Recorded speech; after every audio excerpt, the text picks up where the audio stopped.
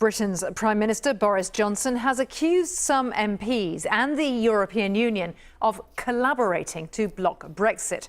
He was speaking after one of his colleagues, the former Chancellor of the Exchequer, Philip Hammond, accused the Johnson government of trying to wreck the chances of a Brexit deal with the EU.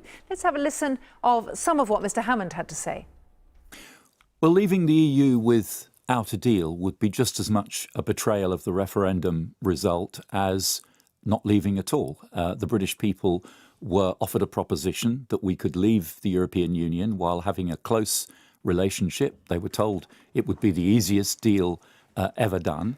And all the evidence points to people wanting to maintain a close trading relationship with the EU to protect British jobs and British prosperity and minimise disruption in the future. To set the bar for negotiations so high that we inevitably leave without a deal would be a betrayal. And the Prime Minister said he would get a deal, and we want to see him deliver that deal. That word betrayal is quite strong. Well, the UK Prime Minister Boris Johnson has also chosen interesting words in speaking about this matter. He says there is a collaboration going on of people who think they can block Brexit in Parliament and the EU. There's a terrible kind of collaboration, as it were, going on between people who think they can block Brexit in Parliament and our European friends. And our European friends are not moving in their opposition to, in their willingness to compromise. They're not compromising at all on the withdrawal agreement. Even though it's been thrown out 3 times, they're sticking with every letter, every comma of the withdrawal agreement, including the backstop, because they still think that Brexit can be blocked in Parliament. And so the awful thing is that the longer that goes on, the more likely it is, of course, that we will be forced to leave with a no-deal Brexit. That's not what I want. It's not what we're aiming for, but we need our European friends to compromise. Well, joining me to discuss this is our political correspondent, Rob Watson. Rob, good to see you. That word. I mean, it's just extraordinary stuff. I guess the way you'd sum it up is that incredibly brief ceasefire, how long is it now? 3 weeks in Britain's governing Conservative Party over Brexit since it chose Boris Johnson as leader and, of course, Prime Minister. I mean, boy, is that truce over. The civil war is back with a vengeance, because this is extraordinary stuff. I mean, essentially, you've got Philip Hammond accusing Boris Johnson and other leading Leave campaigners essentially of lying during the 2016 referendum, saying, getting a deal, it's all going to be easy, it's fine. And Boris Johnson, now that word, collaborators, collaborating with Europe, I mean, he knows what he's doing. I mean, that's strong, strong stuff.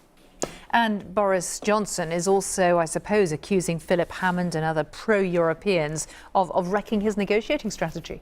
Yes, I mean, and you heard what his argument is, but of course the counter-argument from Philip Hammond is, look, you know, I voted for a deal to leave the European Union, the one that Theresa May negotiated, and you guys, you know that the European Union can't give these concessions, so you're actually, what you really want is a no-deal Brexit. Can Parliament stop a no-deal Brexit? It is the biggest question in British politics. I mean, I guess the first one is Boris Johnson really serious about a no-deal departure if need be? Him at his word. Yeah, and I guess it's looking like he is. So then we get on to your question. I mean, is it possible?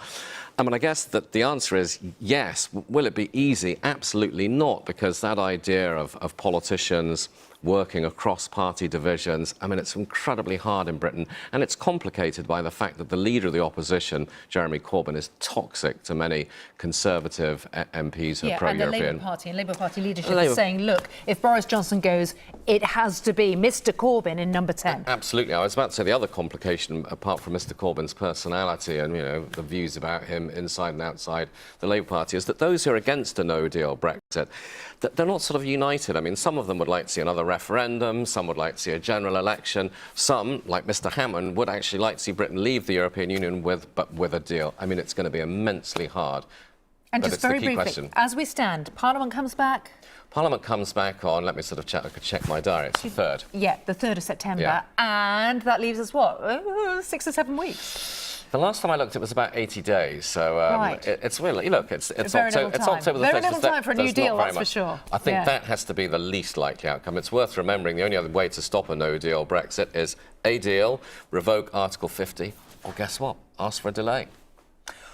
We'll be talking a lot over the next couple of months. Rob, thank you very much.